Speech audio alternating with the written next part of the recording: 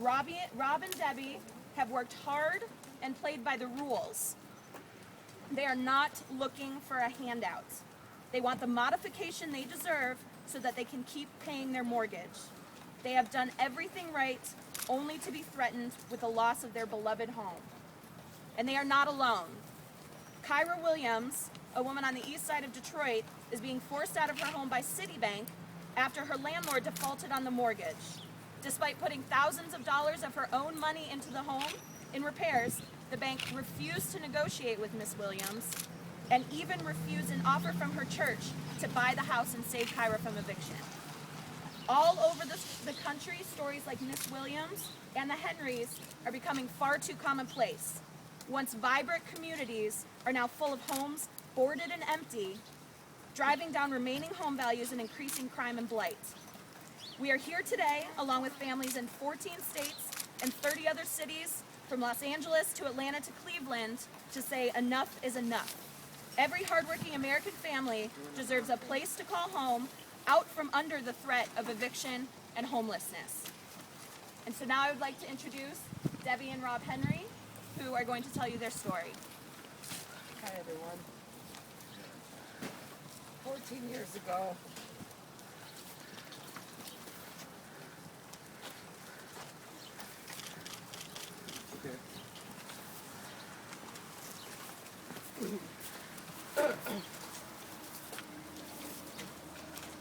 I met Rob, the love of my life, in January of 2000.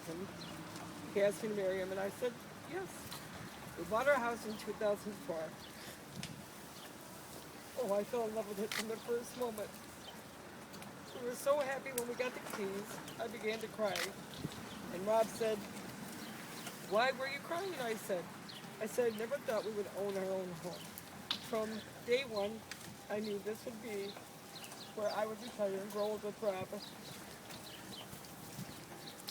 But in July of 2008, I had a stroke. Even though I made a 90% recovery, I still lost my job. After my stroke and the housing crash, we went to the mortgage company and tried to get a modification. I filed for unemployment in February of 2009, and then in May, we received papers about modifying our home loan. We sent back the papers, and we agreed. We paid half of the original payment and thought we were on the right road. Then in May of 2010, my payment was sent back. They said to reinstate my loan, it would be $34,000. I called the bank, and they said to put the money in the bank, and they would let us know when we could pay it. So we put it in the bank. In August, we received another notice from Bank of America's lawyers, Trott and Trott, saying that they were accelerating the loan. Then we got another modification from Bank of America in November. But right after that, we got a sheriff's sale to take place in December of 2010. We were confused, really confused. So we called and asked them what was going on. They told us that the lady we needed to talk to was on vacation. We called her for about 3 months, and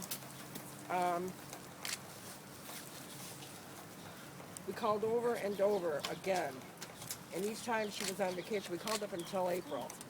And then we didn't call anymore because Bank of America kept calling us and asking us why we were late on their payment. We weren't late on their payment because we didn't have a payment to be made. So all the while, Bank of America was calling and telling me that we were late on their payments. I told them that I wanted to know if the payments that were being made were actually going on our loan. Then they got hostile and hung up the phone on me. Then in November of 2011, we received something from Fannie Mae telling us our options run or go. Then 2 days later, we got an eviction notice of a couple days.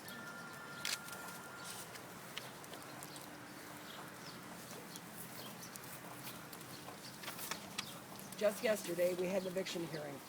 The judge said we have to go by January 2nd, although we were only given 10 days, then a 10 days extension. And then they said the sheriffs would not come until the January 2nd. If we lose our home, we don't know what will happen. We'll have to rely on our family and our church. We don't know where we sleep or where we will keep our things. We did everything right, and now we don't know what to do anymore. Please help us, please.